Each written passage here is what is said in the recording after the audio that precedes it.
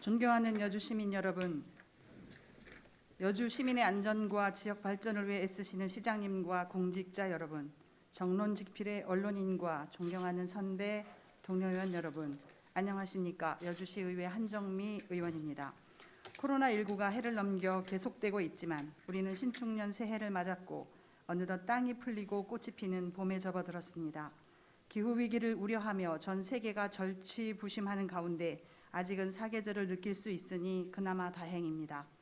본 의원은 오늘 여주시의 당면 과제 해결과 발전 전략 수립을 위해 필요한 3가지 대안을 제시하고자 합니다. 첫째, 여주시의 모든 폐기물 처리는 종합, 집약형으로 지자체가 직접 운영하는 방식으로 재편성되어야 한다는 점에 대해 말씀드리겠습니다. 여주시 집단 민원의 가장 큰 비중을 차지하는 것이 토양, 대기, 환경 오염에 관계된 것입니다.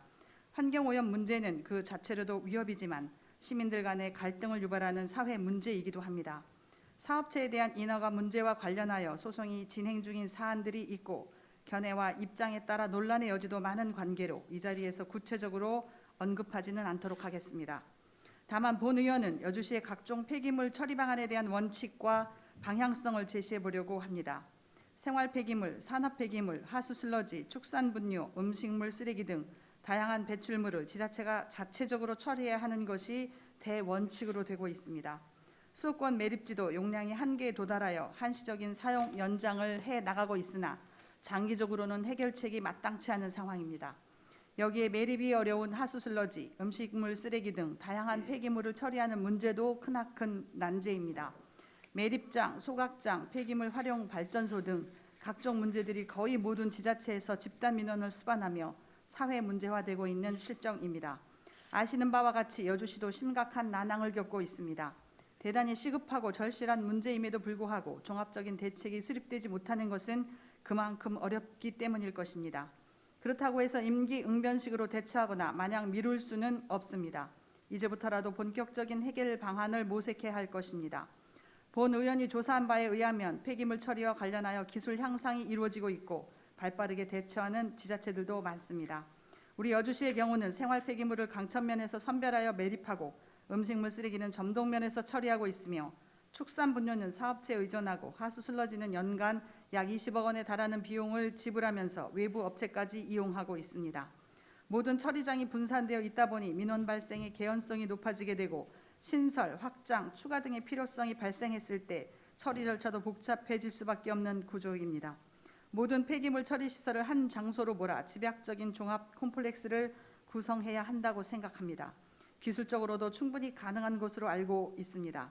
지자체가 처리 시설을 직접 운영하는 경우 시설비의 70%까지 국비로 지원하는 제도도 있으니 적극적으로 검토해 주실 것을 제안합니다.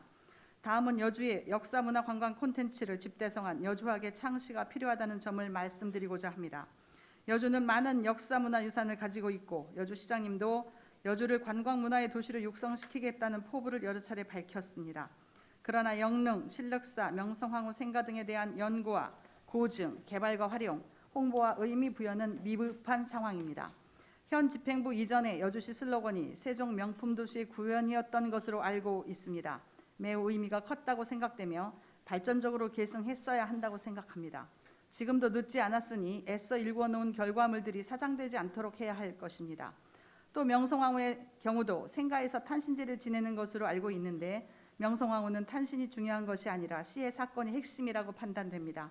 연구가 부족하다 보니 적절치 못한 방향에서 접근하는 게 아닌가 하는 안타까움이 있습니다. 이러한 문제들을 해결할 수 있는 것이 여주학을 학문 분야로 세우고 연구와 홍보의 붐을 조성하는 것입니다. 이를 통해 여주의 정체성을 확립하게 될 것이고 자라나는 여주의 청소년들에게 꿈과 희망을 주는 길이 될 것입니다. 여주에 대한 관심이 커지면서 방문객이 늘어나면 여주 시민의 자긍심이 높아지고 자연스럽게 정주 인구도 증가할 수 있을 것으로 예상됩니다. 학생, 일반, 해외를 대상으로 한 컨텐츠의 개발이 적극적으로 시도되어야 한다고 생각합니다. 신력사는 출렁다리가 건설되면 관광단지로서의 제2의 용성기지를 맞을 것입니다. 신력사의 문화적 가치를 재조명하고 도자문화 메카로서의 여주시를 소생시켜야 할 것입니다. 영릉, 한글, 세종대왕의 치적을 묻고 조선조 전반의 태평성대를 여주의 관점에서 여주에 맞게 조명해 보는 것도 큰 의미가 있을 것입니다. 한글날의 위상을 대대적으로 격상하든지 별도로 세종대왕의 날을 제정하여 세종 한글, 여주학을 결합시키는 방안을 적극 강구해야 할 것입니다.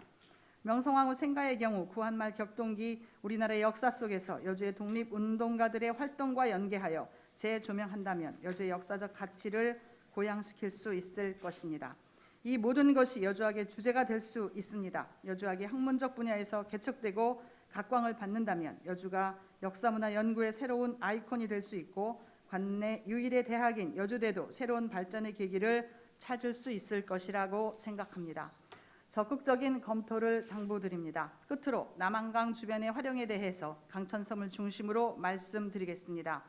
당남리, 양섬, 강천섬은 여주를 관통하는 남한강이 간직한 대표적인 섬입니다.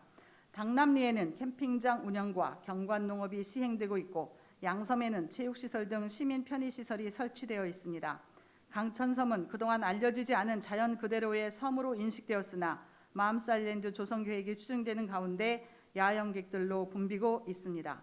하천과에서 야영과 취사를 공식적으로 금지하고 있음에도 불구하고 현실적으로는 많은 블로거들이 백패킹의 최적지로 추천하고 있습니다. 관광체육과에서도 이에 동조하고 있는 것으로 보입니다. 문제는 정확한 원칙이 세워져 있지 않다 보니 양지와 음지가 동시에 존재하게 된다는 것입니다. 양성화를 하든지 강하게 완전히 금지하든지 일관된 운영관리 원칙이 필요합니다. 본 의원의 개인적인 생각으로는 차라리 캠핑의 명소로 개발할 수 있는 방안을 강구하는 것도 나쁘지 않다고 봅니다.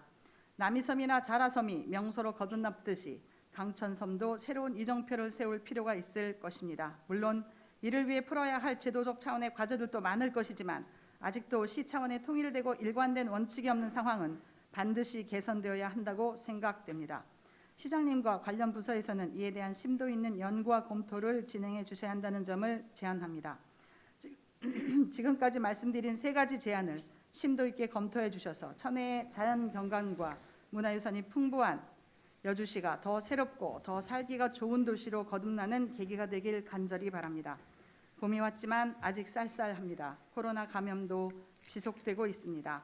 건강에 유의하시고 어려움 속에서도 행복을 꽃피울 수 있는 생활의 변화와 여유를 찾을 수 있으면 좋겠습니다. 경청해 주셔서 감사합니다.